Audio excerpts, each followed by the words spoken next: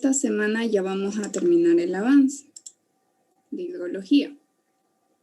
Así que vayan repasando, vayan reforzando lo que hemos visto en clase, porque estimo que el miércoles ya concluimos y ustedes saben que ni bien terminemos, ya el doctor les va a dar la fecha para su segundo parcial. Ya, nos habíamos quedado acá en este gráfico, ¿verdad? ¿O no? A ver, por favor, ¿me confirman? Sí, ingeniera, ahí quedamos. Sí, dijo que lo iba a volver a explicar desde el comienzo el gráfico, ¿no? Sí. Creo que a media no. Gracias. Gracias. Es que como no hemos pasado el miércoles, yo seguía súper mal de mi garganta y casi no podía ni hablar. Así que decidí mejor suspender y como ustedes me dijeron que igual algunas materias no estaban pasando, entonces bueno. Pero exámenes sí estaban dando, ¿verdad? Porque creo que hay docentes que están bien retrasados y bueno.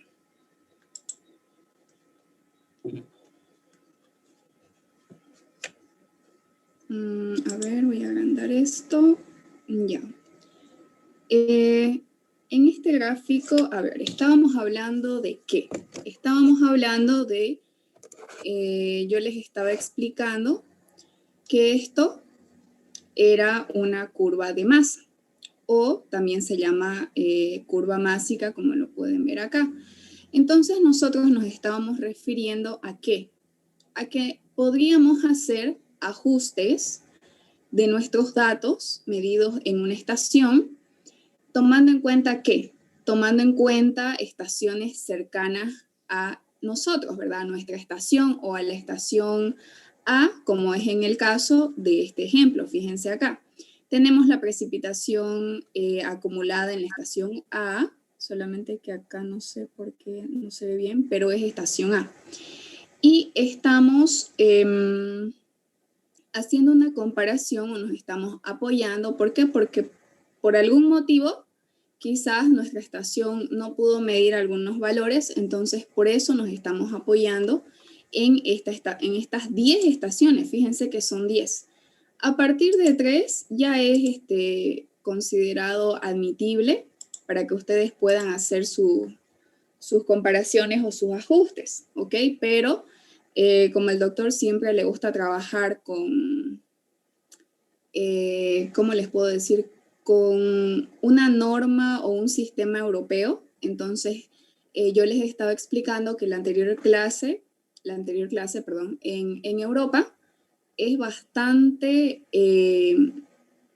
son bastante los puntos de mediciones de los pluviógrafos, pluviómetros, etc. Entonces, hay varios puntos.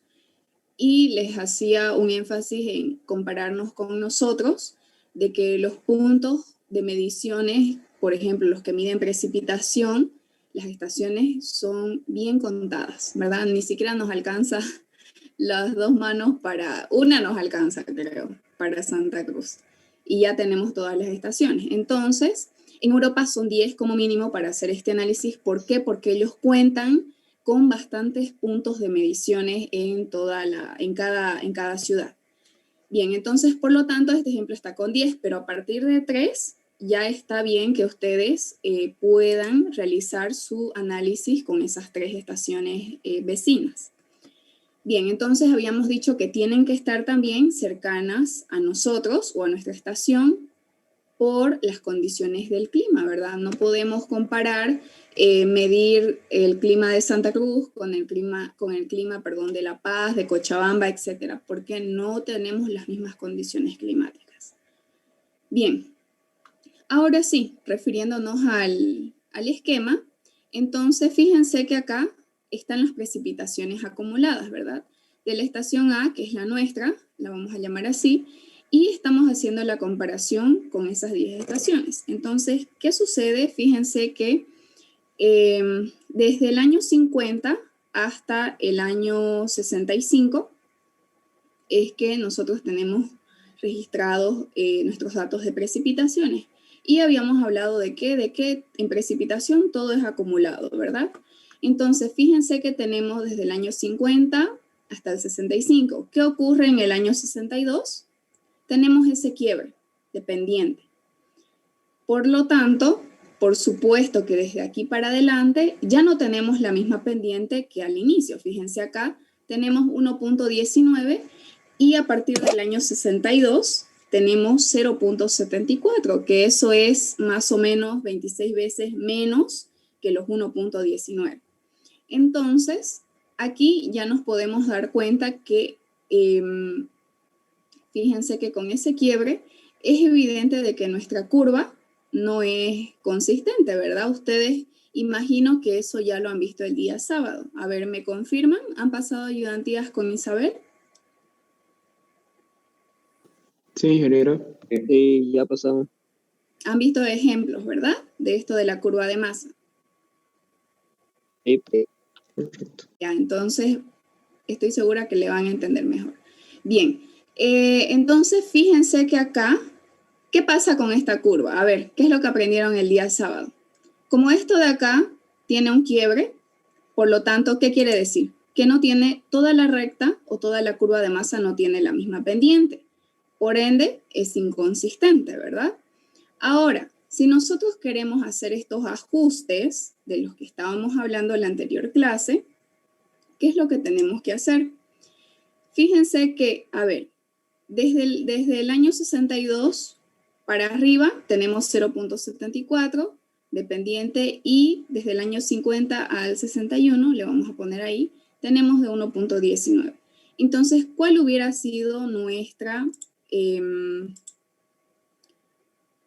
curva real para que, a ver, déjenme que utilizo uno de estos, para que nuestra curva de masa hubiera sido consistente? Hubiera sido, o, a ver, yo voy a intentar hacerlo a pulso, hubiera sido desde acá, uy, no chicos, no va a dar. A ver, desde ahí, más o menos, bueno, ya saben que no tengo regla, ahí, ¿verdad? Siguiendo esta primera de acá. ¿Cuál hubiera sido nuestra segunda opción para que nuestra curva de masa sea consistente? O, por otro lado, hubiera tenido esta dirección de acá, por lo tanto, ¿cómo sería? Vendría para acá. Así. O la de abajo o esta que está por arriba. Entonces, una de dos. Pero como nosotros tenemos este quiebre, es evidente que nuestra curva de masa no es consistente. Por lo tanto, para hacer los ajustes que tenemos acá, lo que tenemos que hacer es, fíjense, para el ejemplo, este de acá, que es el que estamos viendo de nuestro esquema, de nuestro gráfico, fíjense que tenemos que dividir ¿qué? Tenemos que dividir la pendiente de la recta en el periodo más reciente. Ustedes eso ya lo han visto el día sábado. ¿Cuál es el periodo más reciente? Es el último año de dato de medición que tenemos. En este caso es el año 65, ¿verdad? Pero como a partir del año 62 tenemos la misma pendiente, entonces del año más reciente, por supuesto que en el año 65 también va a ser 0.74, ¿verdad? Esa es la pendiente más reciente o el dato de pendiente más reciente. ¿Por qué? Porque es el último de nuestra curva. No es el primero, sino el último. ¿Sobre qué? Sobre la pendiente de la recta cuando la precipitación ha sido observada. Como nosotros estamos corrigiendo este valor de precipitación, este de acá, estamos corrigiendo este, lo vamos a corregir para esta curva de acá, para la primera, para esta roja de acá, que iría y seguiría respetando esta pendiente 0.64.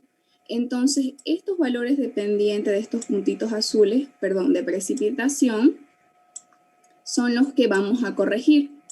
Ahí está, y van a tener que ser esos de ahí. Eso y este también. Por supuesto, el primero igual, todos. Entonces, lo que vamos a hacer es dividir esa pendiente, la masa actual, 0.74, dividido entre la primera, antes del quiebre, 1.19, y eso me da 0.622. Entonces, ¿qué es lo que tenemos que hacer? Tenemos que multiplicar cada uno de los valores entre los años 50 y 61 que están previos al cambio. Es decir, este valor de precipitación de acá lo multiplico por 0.622 y me va a dar este valor de acá. Este valor de precipitación lo multiplico por 0.622 y me va a dar este valor de acá, de mi curva que yo estoy diciendo que estoy corrigiendo. ¿Por qué? Porque no puede ser que yo tenga este quiebre de acá y que yo diga que mis datos son consistentes. No. Entonces, es por eso que estamos corrigiendo. Este valor de acá, de mi precipitación acumulada, por 0.622 me tiene que dar este nuevo valor de mi nueva curva. Lo mismo para acá, es decir, del año 50 hasta el año 61. Y ahí está, previos al cambio o al quiebre que tenemos a partir del año 62. Entonces, es de ese modo que nosotros podemos ajustar nuestros valores de precipitación. Cuando tenemos ese tipo de inconvenientes que hemos visto que pueden ocurrir, ¿por qué? Pueden ocurrir por alguna modificación de los instrumentos. Habíamos visto ese caso anteriormente, yo les hablé un poquito de eso. Entonces, puede que el equipo esté mal calibrado, puede que haya sido un error también manual de la persona que está yendo a realizar la medición y está manipulando el equipo, etcétera. Son errores instrumentales y manuales. Entonces, ¿cómo podemos ver esos errores? Acá, ¿ok? Nuestra curva primero era inconsistente, entonces nosotros tenemos que ajustar esos valores. Bien, entonces ahí está. Luego, también habíamos hablado de ¿qué? De que podemos interpolar cuando no tengamos algunos valores de precipitación en toda nuestra serie de datos o nuestro módulo promedio anual. El módulo promedio anual ya habíamos visto también que es a partir de ¿cuánto? De 30 años. Entonces, en toda esa serie de datos, yo les había explicado también de que si no tenemos algún dato de precipitación, podemos interpolar. No extrapolar, pero sí interpolar y más o menos estimar cuánto hubiera sido la precipitación en ese espacio vacío que tenemos. Entonces, ¿por qué se recomienda que sea mayor a 30 años ese módulo o igual a 30? Porque, a ver, si ustedes tienen la precipitación del año 2019 y 2020 y quieren corregir una del año 2017, entonces solamente tienen 2 años para observar qué es lo que sucedió con la precipitación. Y lo que ustedes vayan a calcular interpolando va a ser un valor muy alejado a lo real. Entonces, mientras más datos tengan o más años en su serie de datos, es mucho más preciso. Es por eso la importancia de ese módulo promedio anual o de esa serie de datos que sean igual a 30 o mayor a 30. Bien, entonces, eso ya lo vimos, solamente les estoy recordando para que no se olviden. Y luego, fíjense, aquí tienen la fórmula igual para que ustedes puedan interpolar. Tenemos MX, que es la pendiente de la recta másica para la estación X, MA, que es la pendiente de la curva másica para la estación A. La precipitación en A es la precipitación que tenemos medida y la X, la PX, es la que no tenemos medición y esa es la que queremos encontrar. Entonces utilizamos 2 pendientes y un valor de precipitación. Bien. A ver.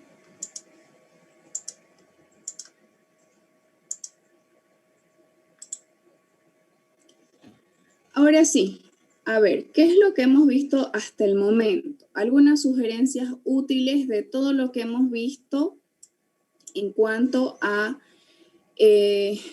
cómo trabajar con nuestros datos, qué hacer, qué corregir, qué no corregir, si interpolamos o no, etc. Hay algunas sugerencias que también tenemos que tomar en cuenta, como por ejemplo, fíjense que el primer punto, ¿qué es lo que les dice? Aplicar criterio conservador. Es preferible un ajuste por defecto que por exceso. Nosotros sabemos que sobredimensionar algunas cosas en estructuras es válido, ¿verdad? A ver, yo utilizo un coeficiente generalmente de 0.2. Le voy a poner 0.3 porque así mi estructura con eso va a estar más segura. O le voy a poner un poco más de fierro porque con eso va a ser mucho más estable. Pero en hidrología no se hace eso jamás, no lo hagan. En estructuras por seguridad sí, pero en hidrología nunca lo hagan. Es por eso que les vuelvo a recalcar la importancia de trabajar con datos reales. Porque si ustedes quieren hacer el cálculo, por ejemplo, de una red, una tubería, un alcantarillado, etcétera, que les lleve el agua solamente de lluvia, ¿qué va a pasar si ustedes solamente han estimado datos y no están trabajando con los reales? Van a invertir un dinero mucho más elevado en costo, no solamente para su material, para sus tuberías, etcétera. ¿Por qué? Porque quizás ustedes puedan estimar un caudal mucho más grande del real. Entonces, no se sobredimensiona nunca en hidrología. Entonces, eso nunca lo hagan. Es mejor un ajuste por debajo que por encima. Ya no es lo mismo que para las estructuras, no es lo mismo que para hormigón. El cambio de pendiente no debe considerarse significativo a no ser que se mantenga por lo menos unos 5 años. Es decir, si nosotros estamos haciendo, por ejemplo, me voy a volver al esquema de la curva de masa. ¿Qué hubiera pasado si nosotros solamente hubiéramos tenido el quiebre de pendiente o el cambio de pendiente en el año 62? Acá, a ver, ¿qué hubiera pasado si, vean la curva azul? Desde el dato 1, desde el año 50, 55, 61, 62 me cambió. Pero, ¿qué hubiera pasado si desde acá mi curva se hubiera vuelto la roja, la que yo dije que es la recta? Entonces, tengo este quiebre, pero solamente en un año. Y luego vuelve mi curva a tener la misma pendiente que esta de acá, que el azul. Entonces, ahí no hubiéramos tenido que hacer ningún ajuste. ¿Por qué? Porque los datos se hubieran considerado consistentes, porque el cambio de pendiente solamente fue en un año. Entonces, fíjense acá cuántos años son o cuántos años dura ese cambio de pendiente. Dura más de 5. Antes de 2 tenemos del 50 al 61. Entonces, es por eso que hemos hecho ajustes, ¿verdad? ¿Por qué? Porque toda nuestra curva era inconsistente. Pero si solamente hubiera sido 1 o 2, es decir, 2 años, como yo les explicaba, podría ser el año 62, 63 y luego volver a la inicial. Entonces, ahí no hubiéramos tenido que hacer nada. ¿Por qué? Porque mi valor de mi medición para esa pendiente solamente es de 2 años. Entonces, tiene que ser mayor o igual a 5 años. Entonces, ahí recién yo considero modificar mi curva haciendo los ajustes o de una vez diciendo si mis datos son consistentes o son inconsistentes. ¿Ok? Tómenlo en cuenta eso. El punto número 3 nos dice que hay consistencia para periodos largos de tiempo en la distinta regional de las precipitaciones. Bueno, en general o en resumen, todo esto de acá es simplemente para hacer notar que todo este análisis que nosotros hemos hecho de la curva de masa no lo deben aplicar o no lo debemos aplicar a un análisis diario por días u horario. Es decir, a ver, voy a hacer mi curva de masa de lo que me llovió el lunes y lo que me llovió el miércoles. Y quiero ver si tengo un cambio de pendiente. No, no lo hagan, porque solamente este análisis es para a partir de mediciones mensuales, anuales. Entonces, imagínense tener que corregir de todos los días, hacer este cálculo o esta curva de masa. ¿Cuántos gráficos van a tener?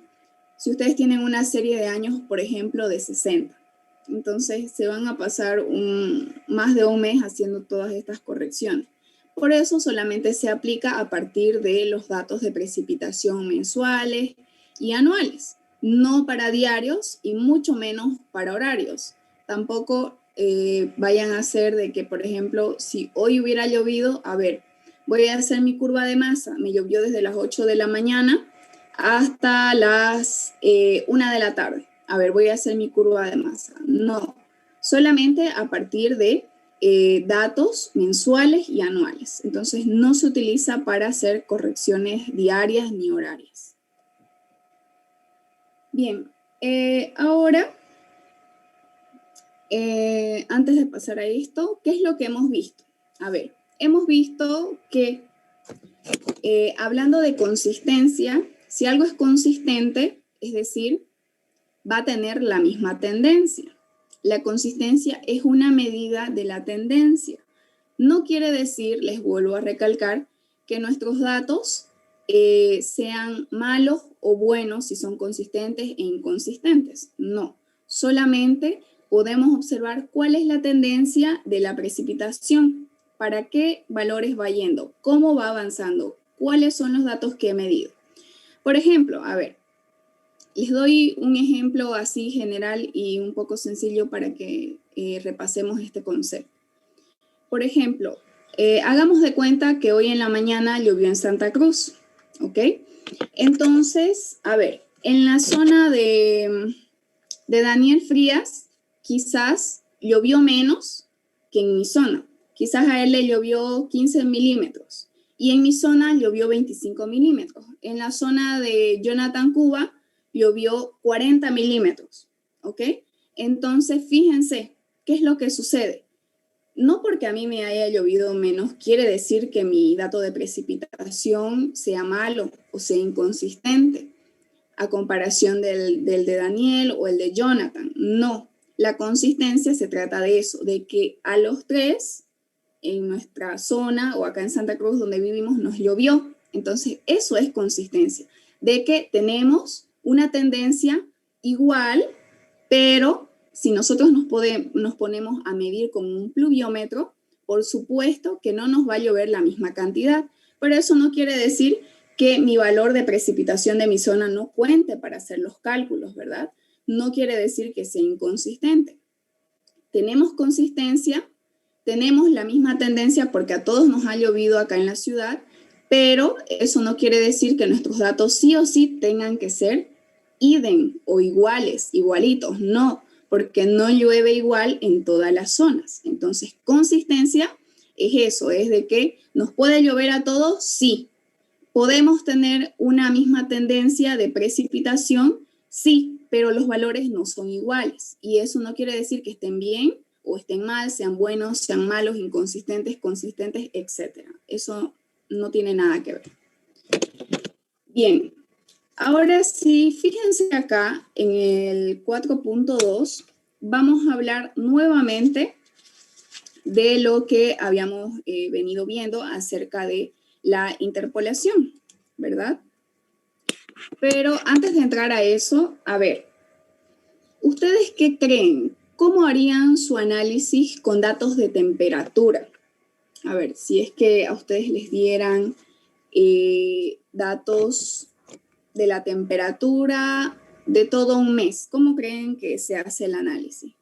¿Creen que la temperatura también es acumulable o acumulativa como la precipitación? No creo, ¿no sería una media? Sí, en realidad es el promedio. Muy bien, está bien.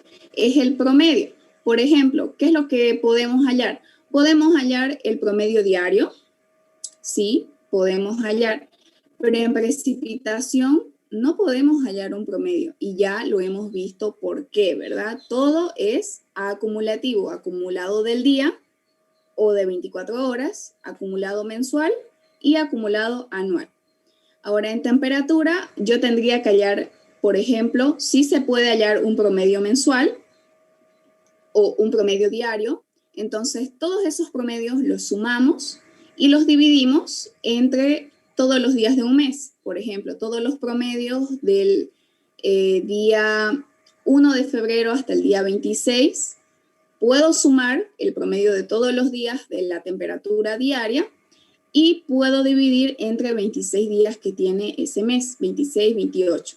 etcétera. O algún mes que tenga 30, 31 días, entre el número de días de ese mes sí se puede.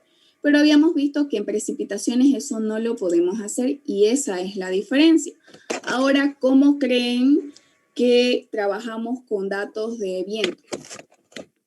De velocidades de viento. A ver, ¿qué sería? ¿Cómo podríamos calcular? ¿Acumulado?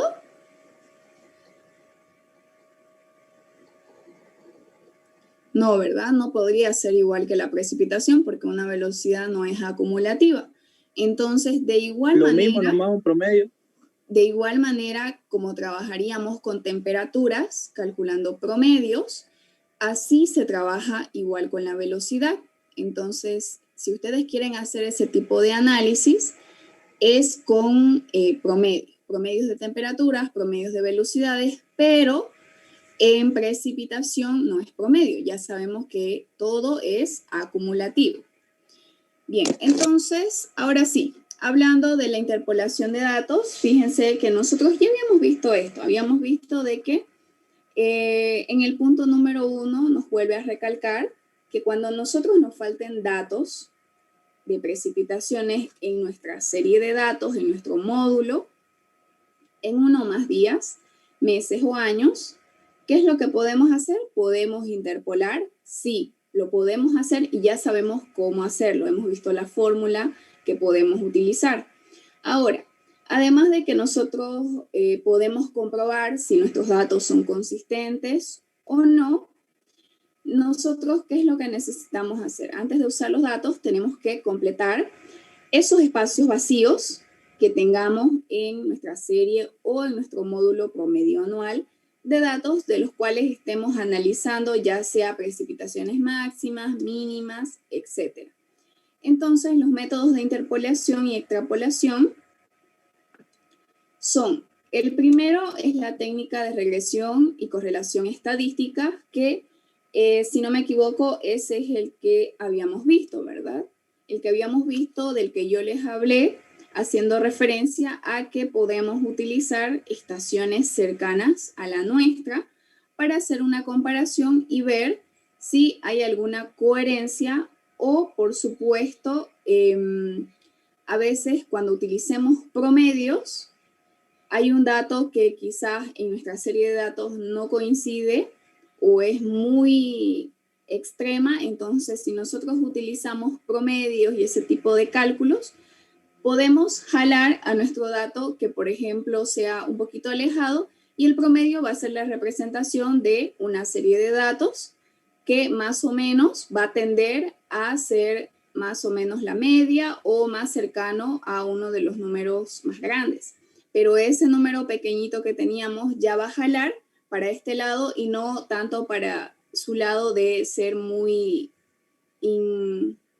incorrelativo en todo esto de nuestra serie de datos. Luego, otros procedimientos como por ejemplo, fíjense que aquí en realidad es lo mismo, porque fíjense que solamente nos está remarcando de que este procedimiento, si nos referimos a otros, se aceptan dos procedimientos basados en el módulo promedio anual que están en nuestra estación de la cual nosotros nos estamos refiriendo o en la cual estemos analizando. Fíjense, uno no difiere más del 10% de cualquiera de los módulos promedios anuales de las tres estaciones base. Entonces, si no difieren en este 10% con nuestros datos, simplemente podemos utilizar el promedio aritmético de las estaciones que estemos utilizando como referencia en el mismo periodo. Entonces, por ejemplo, si nosotros tenemos una precipitación de 60, 80, 20 y 70. Ahora, la suma de todo nos va a dar 200 y algo, ¿ok?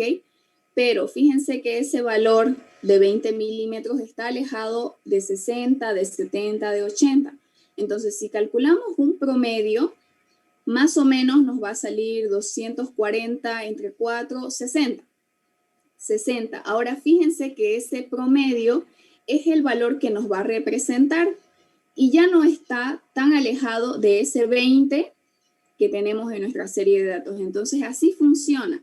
El promedio, como está acaparando a toda nuestra serie de datos, ya a la hora de que hagamos un análisis mucho más extenso de todos nuestros valores, ya no nos va a afectar con que tengamos una precipitación de 20 milímetros. ¿Por qué? Porque esos 20 ya va a estar dentro del promedio que estamos utilizando, que es el que representa a toda nuestra serie de datos. Número 2.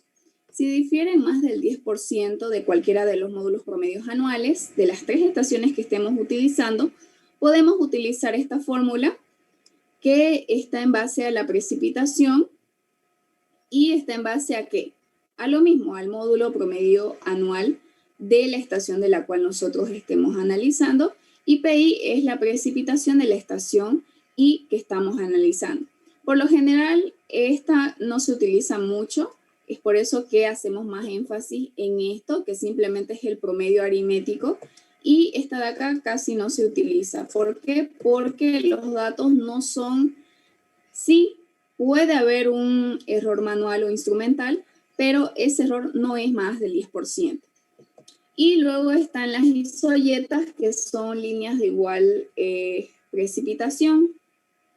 Esto de acá lo vamos a ver más adelante con algunos esquemas y gráficos para que ustedes le entiendan mejor. También fíjense que acá en las isoyetas se completa la información por interpolación en el mismo mapa para el mismo periodo. Entonces, esto más que todo se lo realiza a través de esquemas o gráficos. Para que ustedes lo entiendan mucho mejor, necesitamos ver esos gráficos. Bien. Hablando ahora de la presentación de datos, hemos visto que, fíjense, otra vez, un resumen de noticias. La presentación de los datos las tenemos en base a ¿qué? En base a las estaciones pluviométricas, ¿verdad? Porque estas estaciones son las que nos dan todos los datos que nosotros necesitamos para hacer un determinado análisis. Por supuesto, hablando de precipitación. Pueden estar estas estaciones en regiones geográficas, cuencas, zonas específicas, etc. Refiriéndonos ahora a la estación pluviométrica, ¿qué es lo que hemos observado? Que en un periodo de tiempo más o menos largo puede representarse por medio de ¿qué? De parámetros estadísticos, ¿verdad? Podemos utilizar o hacer nuestro análisis realizando ¿qué? Realizando gráficos, realizando simplemente utilizando el Excel, utilizando métodos estadísticos, etc. Algunas fórmulas que hemos visto que son de estadística. Entonces, hemos observado que las precipitaciones medias mensuales para cada uno de los meses del año las podemos calcular si ya sabemos cómo, ya sabemos a qué llamamos precipitaciones medias mensuales. Y también ya hemos visto que también podemos calcular las precipitaciones medias anuales. Ahora, ¿qué incluimos para cada uno de los meses o periodos en los cuales nosotros estemos calculando? Es decir, desde este año hasta este año, todos estos datos de precipitación, ¿qué puedo observar en ese módulo o en esa serie de datos? Podemos observar, primero, fíjense, los valores máximos y mínimos de los valores mensuales. Habíamos hablado de qué? De que podemos, en nuestra serie de datos, observar en qué mes de un año en específico llovió más y en qué mes llovió menos. Es decir, las precipitaciones máximas mensuales o anuales y las precipitaciones mínimas mensuales o anuales también. Déjenme que finalizo la reunión y se vuelven a conectar, ¿ok? Mira.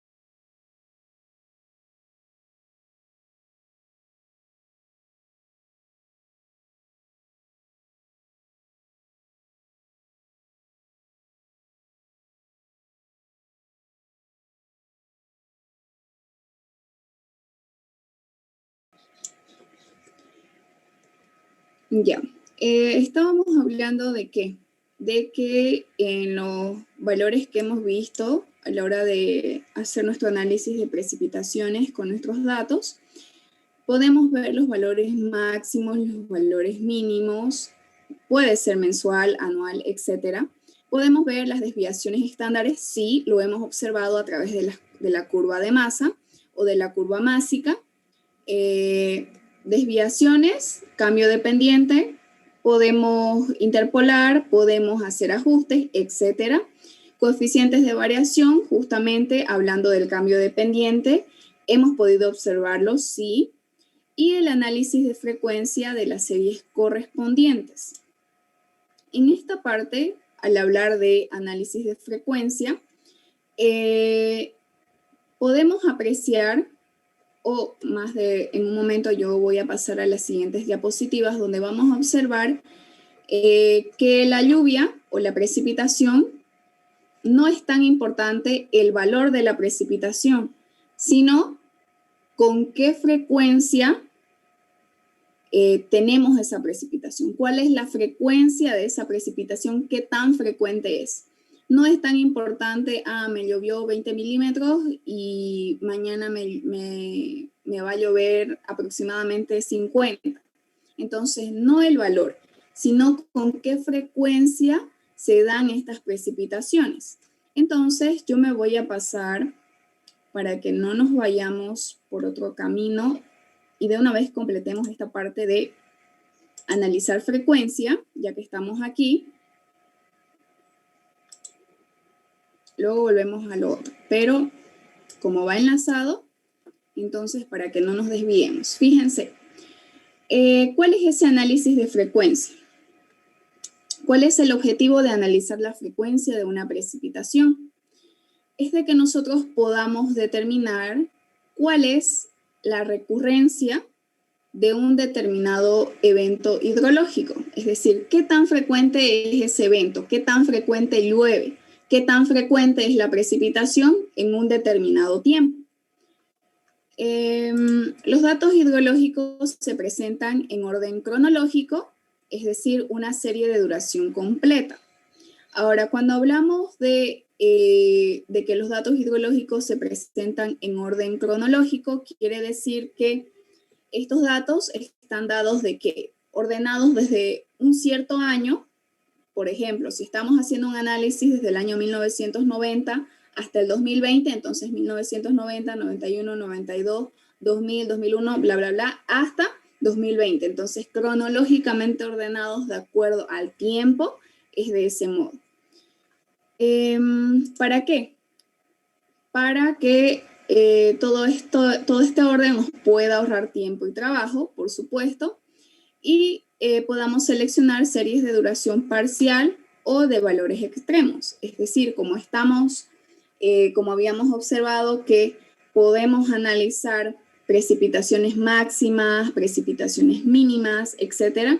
Entonces, si nosotros tenemos nuestra serie de datos bien ordenado, podemos tener marcados ya todos estos valores mínimos, máximos y hacer que ya a la hora de que lo necesitemos, ya lo tengamos remarcado o ya los tengamos ubicados. Entonces, eso facilita más adelante cualquier tipo de análisis o trabajo que estemos realizando con estos datos. Bien, las definiciones. A ver, de lo que vamos a ver, ¿cuáles son estas definiciones? Primero, ahí tenemos el periodo de retorno, que es el intervalo promedio. Entonces, ¿qué quiere decir eso? Quiere decir que no es, hablando de lo que yo les hacía referencia hace rato, de tener diferentes valores y sacar el promedio. Entonces, para el periodo de retorno funciona así, es el intervalo promedio. No es un valor fijo, sino que ustedes tienen que calcular ese promedio, dentro del cual un evento que tenga una magnitud X puede ser igualado o excedido. Entonces, el periodo de retorno se lo mide en años, ¿ok?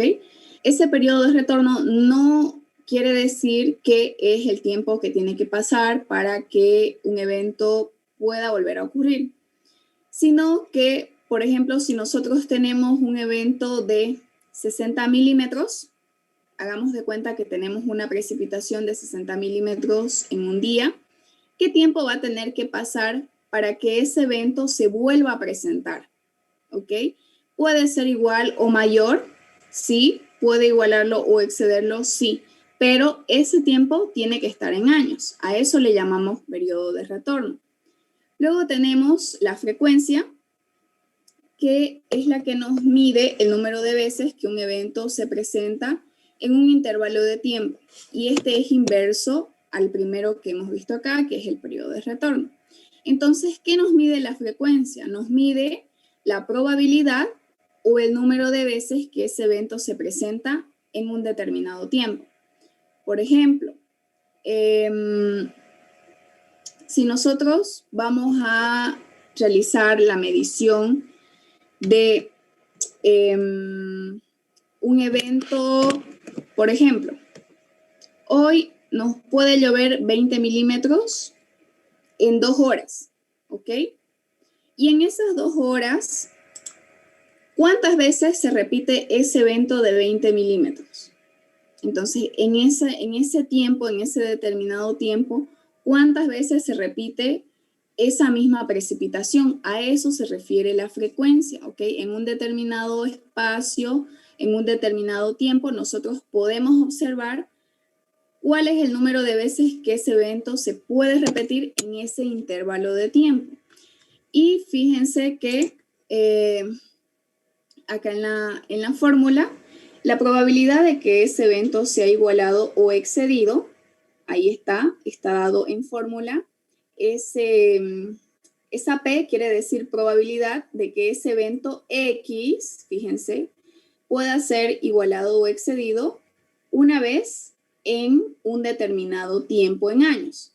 Entonces, esto puede ser una vez, puede ser 2 veces, 3 veces, no importa, X, sino que ustedes tienen que tomar en cuenta de que ese periodo de retorno y esa frecuencia también puede ser medida en años. Entonces, generalmente es en años. Ahora ahí está la fórmula. Para la frecuencia es 1 sobre T, que es igual a F. Eso es la frecuencia. Y que, fíjense, acá les vuelvo a remarcar, inverso al periodo de retorno.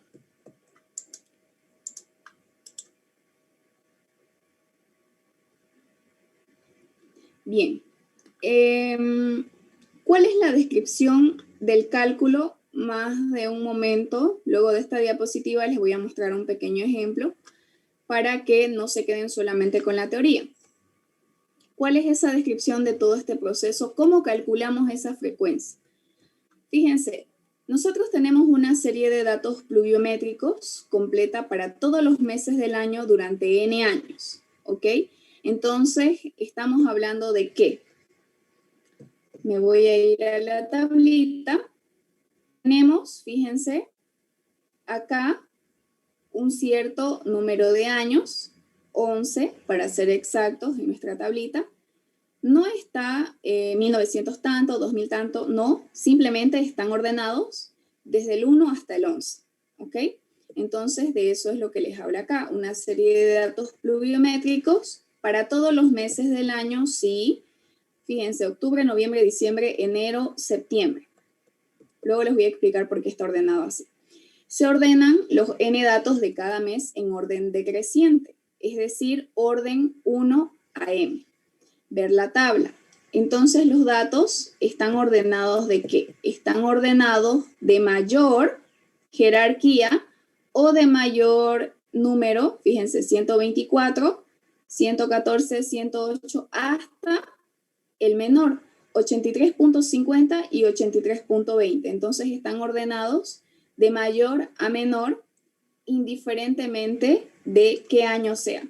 Puede que este dato número 2 sea del año 2003 y el número 8 de 93.20 sea del año 2000 y del 2003. Entonces no importa de qué año son, sino que tienen que estar ordenados de este modo, de mayor a menor. Ahora, se establece que las frecuencias relativas, ¿en base a qué? Nosotros vamos a hacer el cálculo de la frecuencia y podemos utilizar estas dos fórmulas. Fíjense, tenemos que la frecuencia es igual a ¿qué? A m, que es el orden, que es este de acá, esta columna de acá, orden, que es m, y n, que es el número de años de su serie de datos o de su tablita. Entonces, a esta fórmula se la llama estadística clásica y es la fórmula de California. Se la utiliza para números pares. Y a esta otra fórmula, que fíjense que lo único que cambia es que acá en el divisor está n más 1, que es la de Weibull. Entonces, esta de acá se la utiliza para números impares. Tienen esas dos opciones y el ejemplo está con las dos opciones, fíjense, de la fórmula A y la fórmula B. Ahora, se seleccionan percentiles de interés, generalmente máximos 25%, 50%, 75% y mínimos. Bueno, eso se los voy a explicar acá. Ok, entonces, ¿qué es lo que tenemos acá? Yo les había comentado de que esta tabla, ¿cómo está ordenada? Fíjense, no está iniciando desde enero. ¿Por qué? Porque está en función al año hidrológico. ¿Cuál es el año hidrológico? El periodo húmedo es desde el mes de octubre hasta el mes de marzo. Y el periodo seco es desde el mes de abril hasta el mes de septiembre. Es por eso que está ordenado de este modo y no como generalmente nosotros sabemos que el orden ¿cuál sería? De enero a diciembre, ¿verdad? Pero aquí está ordenado en el año hidrológico, por ese motivo. Ahora los datos, les vuelvo a recalcar, están ordenados de mayor valor a menor. ¿Ok? Es decir, las precipitaciones mayores están acá y van reduciendo hasta llegar al dato más bajo. Indiferentemente, les había dicho yo de qué año sea esto 106 y de qué año sea esto de acá. No importa, simplemente tienen que estar ordenados de mayor a menor. Porque fíjense que aquí solamente tenemos un orden y no tenemos 1990, 1991, 92, no.